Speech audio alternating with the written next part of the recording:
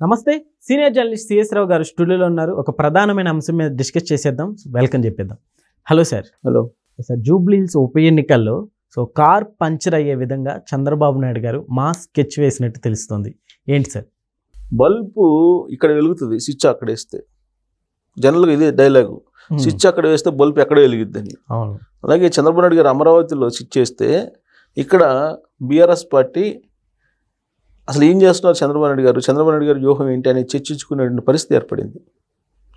ఎందుకు అని అంటే రీసెంట్గా తెలుగుదేశం పార్టీ తెలంగాణ విభాగం నేతల్ని చంద్రబాబు నాయుడు గారు పిలిపించి మాట్లాడి ఆయన ఇచ్చినటువంటి ఇండికేషన్స్ ఏంటి, సంకేతాలు ఏంటి అని అంటే, మనం ఈ ఎలక్షన్స్కి దూరంగా ఉందాం, పార్టీని బలోపేతం చేసుకుందాం, పార్టీ నిర్మాణం వైపు మీరు దృష్టి పెట్టండి, సరైనటువంటి లీడర్ని అధ్యక్షుడిగా నియమిద్దాం, మీరు మెంబర్షిప్ డ్రైవ్ చేశారు, అలాగే పార్టీ నిర్మాణాలను కూడా చేపట్టిన గ్రామ స్థాయిలో అని చెప్పారు. ఇంతకుమించి ఏం చెప్పలే ఆయన. అయినా కానీ ఇక్కడ ఉండేటువంటి బీఆర్ఎస్ పార్టీ వాళ్ళు ఉలిక్కిపడేటువంటి పరిస్థితి.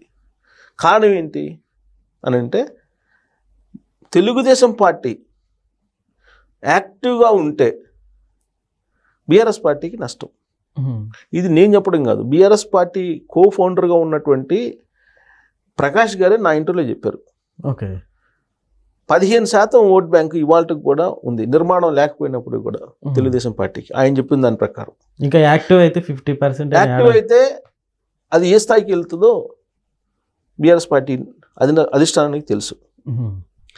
జూబ్లీ హిల్స్ ఉప ఎన్నికల్లో చావారేవో తెలుసుకునే దానికి బీఆర్ఎస్ పార్టీ సిద్ధమవుతుంది. ఇన్ కేస్ జూబ్లీ హిల్స్ ఎన్నికల్లో కనుక బీఆర్ఎస్ పార్టీ ఓడిపోతే ఆ పార్టీ ఇప్పుడున్న ప్రభుత్వం మీద చేసినటువంటి ఆరోపణలు ఏవైతే ఉన్నాయో అవన్నీ తుచ్ అనేలాగా అయిపోతాయి. లేదు అని అంటే ఈ ప్రభుత్వం మీద వ్యతిరేకత ఉంది, అందుకే మళ్ళీ గెలిపించారు అనేటువంటి ఒక స్లోగన్ని అందుకొని బీఆర్ఎస్ పార్టీ ప్రచారం చేసుకునేందుకు అవకాశం ఉంది. కానీ కాంగ్రెస్ పార్టీ వాళ్ళ సిట్టింగ్ స్థానం వాళ్ళు గెలుచుకున్నారని చెప్పొచ్చు ఒకవేళ ఓడిపోయినా కానీ, కాంగ్రెస్ పార్టీ అయితే. కానీ బీఆర్ఎస్ పార్టీకి ఆ ఛాన్స్ లేదు. ఓడిపోయినా నష్టమే, గెలిచినా వచ్చే లాభం లేదు, అదనంగా వచ్చే లాభం అయితే ఏం లేదు. ఒకవేళ చెప్పినా మేము జూబ్లీ హిల్స్లో గెలిచాము, జూబ్లీ హిల్స్ ఉప ఎన్నికల్లో ఇది రేవంత్ రెడ్డి గారు ప్రభుత్వం మీద ఉన్నట్టు వ్యతిరేకత అని చెప్పినా కానీ పెద్ద పట్టించుకోరు. కారణం ఏంటి? సిట్టింగ్ స్థానం, బీఆర్ఎస్ పార్టీ సిట్టింగ్ స్థానం, అలాగే బీఆర్ఎస్ పార్టీ అభ్యర్థి అప్పుడు ఎమ్మెల్యేకి గెలిచినటువంటి మాగంటి ఆయన గోపీనాథ్ గారు చనిపోయిన తర్వాత ఆయన భార్య నిలబడింది కాబట్టి సహజంగా కొంత సింపతి ఉంటుంది. ఆ కారణంగా గెలిచారని చెప్తారు కాంగ్రెస్ పార్టీ. అంతే తప్ప ఈ ఒక్క కాన్స్టిట్యున్సీకి సంబంధించిన రిజల్ట్ మొత్తం తెలంగాణ సమాజానికి లేదంటే తెలంగాణ ప్రభుత్వానికి ఆపాదించడానికి ప్రయత్నించినప్పటికీ కూడా ప్రజలు నమ్మే పరిస్థితి ఉండకపోవచ్చు.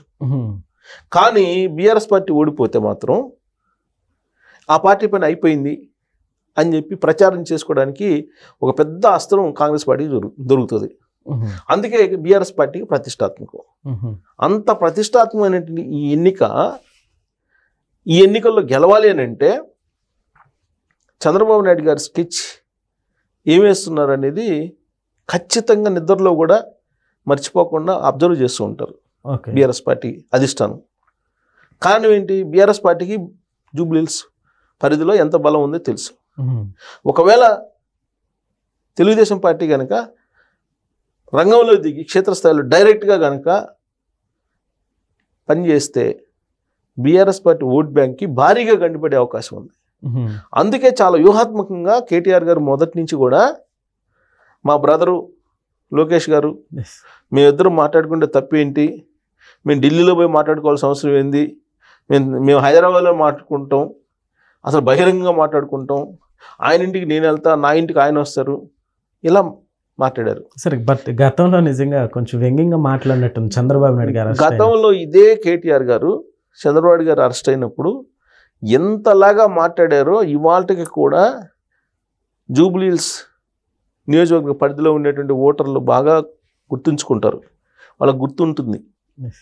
తెలుగుదేశం పార్టీ సానుభూతి పరులకు కానీ, తెలుగుదేశం పార్టీ సంబంధించినటువంటి కార్యకర్తలకు కానీ, ఓటర్స్కి కానీ ఆ రోజున కేటీఆర్ గారు చంద్రబాబు గారు అరెస్ట్ అయినప్పుడు ఏమన్నారు అనేది అందరూ గుర్తుపెట్టుకొని ఉంటారు. చంద్రబాబు నాయుడు గారు అరెస్ట్ అయితే ఆ రాష్ట్రానికి సంబంధించిన ఇష్యూ అక్కడ చేసుకుని పోయి ఇక్కడ ధర్నా చేయటం ఏంటి అని చెప్పేసి ఆయన మాట్లాడారు. అంతేకాదు చంద్రబాబు నాయుడు గారిని నంద్యాల నుంచి రాజమండ్రి సెంట్రల్ జైలుకి తీసుకెళ్తున్నటువంటి క్రమంలో పెద్ద సినిమా చూపించావు బ్రో అంటూ జగన్మోహన్ రెడ్డి గారిని అప్రిషియేట్ చేస్తూ ఆయన ట్వీట్ చేశారు. ఇది ఎవ్వరు మర్చిపోరు.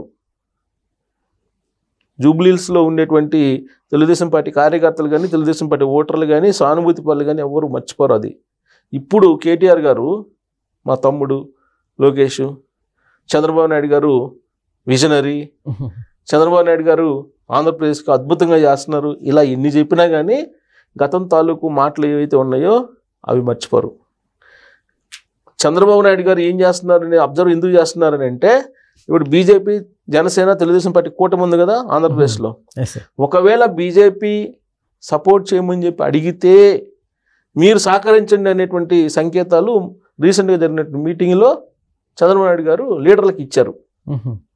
బీజేపీ అభ్యర్థిని నిలబెట్టి తెలుగుదేశం పార్టీని కూడా సపోర్ట్ అడిగి బహిరంగంగా తెలుగుదేశం పార్టీ వాళ్ళు కూడా వచ్చి మాకు సపోర్ట్ చేయండి అని చెప్పేసి అడిగితే అప్పుడు ఏమవుతుందో, చంద్రబాబు నాయుడు గారు ఆ విధమైన సంకేతాలు ఇచ్చారు కదా, ఒకవేళ గ్రౌండ్ లెవెల్లోకి తెలుగుదేశం పార్టీ వస్తే పరిస్థితి ఏంటి అనే దాని మీద సీరియస్గా ఇప్పుడు బీఆర్ఎస్ పార్టీ ఆలోచిస్తుంది.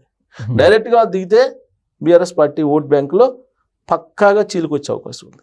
డైరెక్ట్గా తెలుగుదేశం పార్టీ దిగితే డైరెక్ట్గా దిగే అవకాశం లేదు. ఎందుకంటే చంద్రబాబు నాయుడు గారు ఆల్రెడీ చెప్పేశారు మేము డైరెక్ట్గా ఈ ఎలక్షన్కి మేము దూరంగా ఉంటున్నాం అని చెప్పి. కానీ బీజేపీతో అక్కడ పొత్తున్నారు కాబట్టి పొత్తు ధర్మం ప్రకారం ఇక్కడ కూడా తెలుగుదేశం పార్టీ ఒకవేళ బీజేపీ అడిగితే సపోర్ట్ చేయడానికి సిద్ధంగా ఉంటుంది. ఆ పరిస్థితి వస్తుందేమో అనేటువంటి ఒక ఆందోళన బీఆర్ఎస్ పార్టీలో ఉంది. అది కనుక వస్తే బీఆర్ఎస్ పార్టీ కారు పంచరే, అప్పుడు కాంగ్రెస్ పార్టీ గెలిచే అవకాశం ఉంది. సో కాబట్టి చంద్రబాబు నాయుడు గారు ఇక్కడ ఎన్నికలు పట్టించుకోకపోయినప్పటికీ చంద్రబాబు నాయుడు గారి కదలికల్ని, చంద్రబాబు నాయుడు గారి యొక్క స్కెచెస్ని బీఆర్ఎస్ పార్టీ అధిష్టానం ఖచ్చితంగా అబ్జర్వ్ చేస్తూ ఉంటుంది. ఎందుకంటే తెలుగుదేశం పార్టీ మీదనే, తెలుగుదేశం పార్టీ యాక్టివిటీ మీదనే బీఆర్ఎస్ పార్టీ గెలిపోవటంలో ఆధారపడి ఉంటాయి జూబ్లీహిల్స్ ఉప ఎన్నికల్లో. కాబట్టి మరి కేటీఆర్ గారు రాబోయే రోజుల్లో మరి బ్రదర్ అని చెప్పేసి అన్నటువంటి లోకేష్ గారిని తీసుకొచ్చి ఏమన్నా మళ్ళీ ప్రజల ముందుకు తీసుకొస్తారా, వాళ్ళిద్దరు కలిసి ఉన్న ఫోటోలను ఏమన్నా మళ్ళీ విడుదల చేస్తారా ట్విట్టర్లో, అలా అనేది వెయిట్ చేస్తున్నారు. ఏం చేస్తారు, ఎలాంటి జిమ్మిక్కులు చేస్తారు అని తెలుగుదేశం పార్టీ ఓట్ల కోసం. సో దాని మీదనే ఆధారపడి ఉంది. తెలుగుదేశం పార్టీ సైలెంట్గా ఉన్నా బీఆర్ఎస్ పార్టీకి కొంత లోపల బిక్ అంటూ కొంత ఇబ్బందికరమైన పరిస్థితి. సైలెంట్గా ఉన్నా, డైరెక్ట్గా దిగితే ఇంకెలాగూ పంచరే. సైలెంట్గా ఉన్నా కానీ ఇంకొక రకంగా నష్టం జరిగిద్ది అనే ఒక ఆందోళన అయితే ఆ పార్టీకి ఉంటుంది. Okay sir, thank you.